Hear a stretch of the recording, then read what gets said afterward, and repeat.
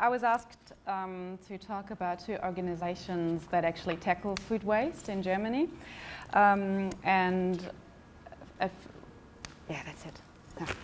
So I was, during this session here, I was actually thinking maybe it's just an intermediate solution. So I was like hoping to go in, like I was thinking maybe it's just an intermediate solution for the first solution.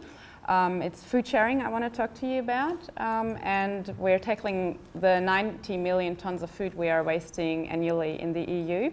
Every second potato is wasted in Germany, so it is rather obvious that we have to do something against that food waste. No, I'm pressing the button, but yes. So here is the solution number one, food sharing.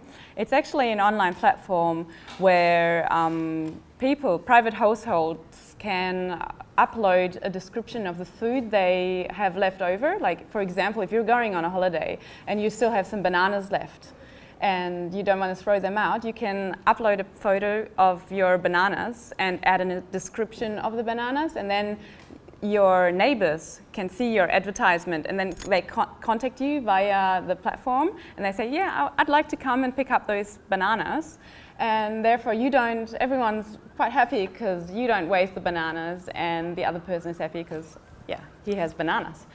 So it started off in 2012, and 4 years later, it's not only that online platform I just described to you, it's more like a nationwide movement that's happening. We have 2,800, nearly 2,900 corporations throughout all Germany.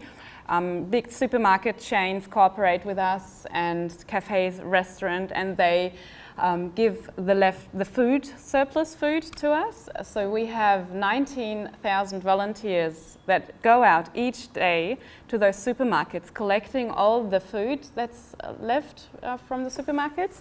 And it works out really well because we are quite flexible, because there's each time of the day the supermarkets are actually in need for someone to collect the food. So we go out and collect it quite regularly during the day, and then when we collect it, we go out and distribute it again in so-called Verteiler, which are shelves and fridges around the whole city, and everyone can just go into those Verteiler and take out the food again. So that way everyone's happy, because the business, they don't have to throw out the food, they don't have to pay the extra money to get rid of the food, and we distribute the food for free. Like, it works out both ways.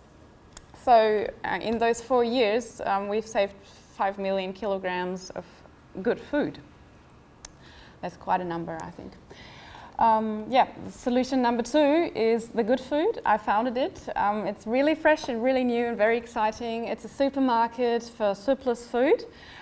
We go out onto the fields, and we actually wanted to close the gap with the farmers and the producers, because for now there's not many people doing something against food waste happening on the fields out there. There's lots of good, really, really good vegetables on the fields left, because they just grew crookedly or they are too small. Like, potatoes have to have a certain size so the markets would actually take them.